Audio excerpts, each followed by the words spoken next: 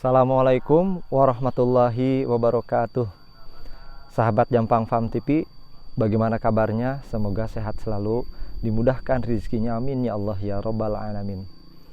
Alhamdulillah, saya ucapkan syukur kepada Allah karena saat ini sudah tiba panen raya ya.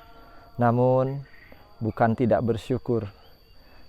Saya merasa prihatin ketika melihat kondisi para petani yang lainnya manakala panen raya ini tidak didukung dengan kondisi-kondisi yang memang berpihak kepada petani. Saat ini seperti diketahui dan memang menjadi bahan perbincangan di berbagai media ya, televisi maupun media sosial, bahwa harga gabah di tingkat petani ini sangat rendah. Bahkan di daerah saya ini ada yang menerimanya sampai 5.000 per kilo.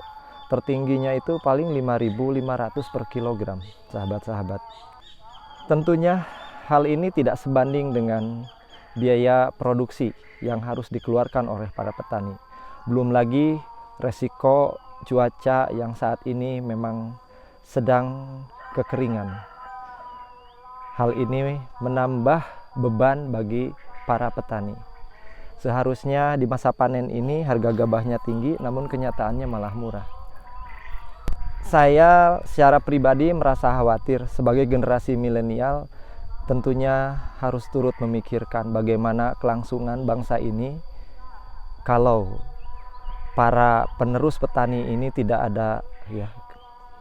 Bahkan generasi Z ya, di bawah generasi saya, manakala saya tanya ketika pembelajaran di dalam kelas, apakah ada yang ingin menjadi petani?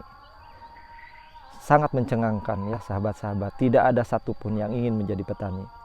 Citra petani merupakan sebuah profesi yang kurang menguntungkan di mata generasi Z. Hal inilah yang mereka kurang tertarik. Apalagi saat ini digemborkan di berbagai media bahwa kondisi petani selalu memprihatinkan. Tentunya sahabat-sahabat, kita harus bersama-sama mencari solusi terhadap permasalahan ini. Bagaimana agar para petani bisa sejahtera, kemudian bagaimana agar petani ini memiliki penerusnya ke depan. Daripada kita saling menyalahkan, tentunya ini bukan menjadi sebuah solusi. Sahabat-sahabat, perkenankan saya bukan maksud untuk menggurui, tetapi saya memiliki sebuah konsep yang tentunya sudah saya rasakan. Menjadi seorang petani ini sangat menjanjikan, bahkan bisa memberikan kesejahteraan. Ada yang bilang sejahtera itu seperti apa? Ya, sejahtera mungkin tidak bisa dipukul rata. Kesejahteraan itu bisa dirasakan dengan kadar dan ukuran masing-masing di setiap individu. Pertanyaannya, bagaimana solusinya agar ketika menjadi petani padi ini memberikan keuntungan yang luar biasa? Salah satu solusinya adalah jangan sampai para petani padi menjual hasil gabahnya manakala saat panen raya ini. Tentunya harganya turun. Gabah ini jika dijemur sampai benar-benar kering, ini bisa bertahan sampai setahun, sahabat-sahabat. Jadi solusinya petani jangan sampai menjual gabah ini pada saat panen raya. Tunggu, ada kalanya harga gabah itu tinggi. Namun masalah muncul. Lalu untuk mencukupi kebutuhan sehari-hari bagaimana? Nah, ini yang harus dipecahkan, sahabat-sahabat. Apabila gabah ini tidak dijual, pertanyaannya dari mana petani bisa menutupi kebutuhan hidupnya? Solusinya adalah melakukan diversifikasi usaha bidang agribisnis. Maksudnya seperti apa? Jadi sahabat-sahabat, kita jangan hanya terfokus pada usaha salah satu komoditas saja. Misalkan kita hanya fokus menanam padi begitu. Tidak seperti itu, sahabat-sahabat. Kita harus memiliki turunan usaha agribisnis ini. Ya, misalnya saya selain menanam padi, saya juga ternak puyuh. Nah, di video sebelumnya saya sudah review bagaimana analisis usaha dari ternak puyuh ini. Mohon maaf, saya harus sebutkan angka ya, sebagai informasi saja. Dari populasi 2.000 ekor saat ini bisa memberikan keuntungan sekitar 6 juta per bulan. Sehingga saya untuk memenuhi kebutuhan tidak perlu menjual padi. Dari puyuh pun cukup. Tidak hanya itu sahabat-sahabat, kotoran puyuh ini juga bisa dimanfaatkan sebagai sumber pupuk. Tentunya akan menurunkan ongkos produksi. Disitulah konsep pertanian terintegrasi. Jadi sahabat-sahabat para petani milenial, kita harus mengubah mindset, mengubah paradigma, ataupun mengubah cara bertani kita. Insya Allah kita bisa sejahtera sahabat-sahabat, kita harus optimis. Tentunya sahabat-sahabat tidak harus memaksakan untuk ternak puyuh. Bisa kita lakukan ternak yang lainnya, misalkan domba, bisa sapi, ya, ataupun bisa budidaya ikan. Ya. Kita buatkan konsep, misalkan budidaya ikan, berarti bagaimana caranya agar kita bisa panen dalam waktu seminggu sekali. Misalkan kalau sahabat-sahabat tinggal di daerah yang sumber airnya melimpah, kenapa tidak digunakan untuk budidaya ikan?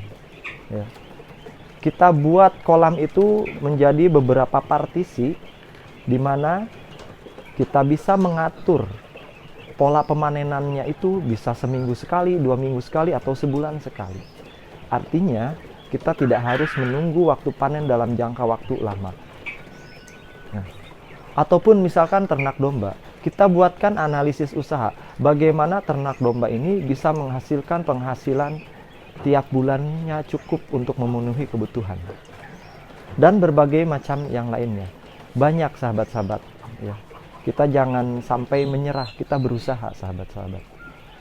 Contoh diversifikasi usaha pertanian yang lainnya, misalnya kita tidak hanya menanam padi, misalkan kita dibarengi dengan menanam melon. Sahabat-sahabat, saya berencana akan menanam melon dalam jumlah yang sangat besar. Insya Allah mudah-mudahan 3 bulan yang akan datang. Saat ini saya belum memiliki modal. Dan untuk menunggu waktu 3 bulan itu, saya memanfaatkan waktu untuk mencoba usaha melon ini dengan menggunakan media polybag seperti yang ada di depan saya ini sahabat-sahabat. Daripada saya melamun menunggu 3 bulan, lebih baik saya manfaatkan waktu ini untuk menanam semampu saya. Jadi ekspektasinya sahabat-sahabat jangan memaksakan terlalu besar begitu ya. Lakukan apa yang kita mampu. Saya sudah melakukan perencanaan usahanya sahabat-sahabat ya. Dari mulai siapa yang menjadi target pasar melon saya, kemudian komoditas ataupun jenis melon apa yang akan saya tanam ya. Jadi konsepnya sahabat-sahabat, saya akan menanam melon premium dengan targetnya adalah para rekan kerja saya, guru-guru ya.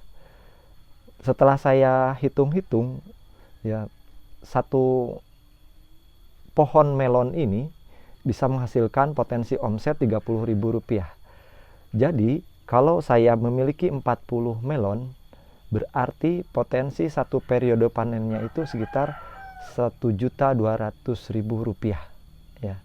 Maka dalam waktu 3 bulan saya membutuhkan sekitar 120 polybag dengan retensi waktu penanaman yang berbeda, sehingga tidak dalam satu periode panen sahabat-sahabat ya. Tujuannya apa? Agar memudahkan dalam pemasaran langsung ke konsumen ya. Nah, contoh kecil seperti ini sahabat-sahabat bisa kita terapkan. Jadi saya tidak hanya berteori, saya praktekkan sahabat-sahabat.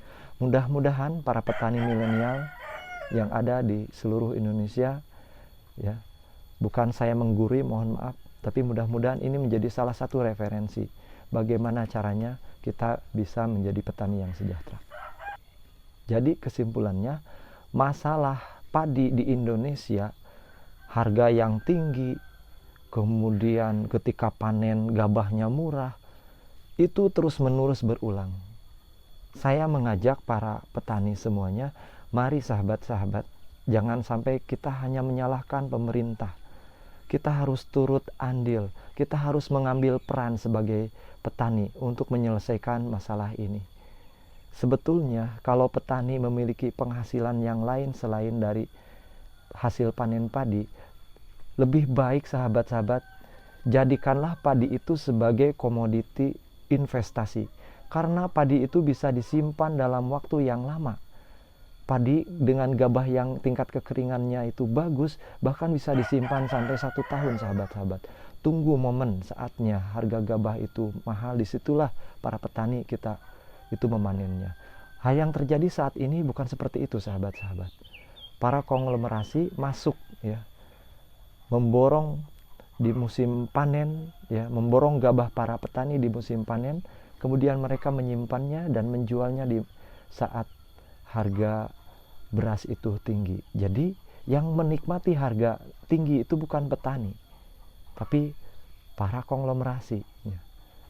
Justru yang harus menikmati momen harga tingginya gabah itu kita petani. Dengan cara seperti apa? Tadi metodenya, kita berinvestasi. Demikian sahabat-sahabat, semoga bermanfaat. Mohon maaf ya, saya bukan bermaksud menggurui ataupun menyinggung pihak manapun. Saya hanya berbagi pengalaman dan strategi cara bertani yang saya gunakan. Semoga, harapan saya semoga ini bisa bermanfaat, menambah referensi bagi sahabat-sahabat petani. Terima kasih. Assalamualaikum warahmatullahi wabarakatuh.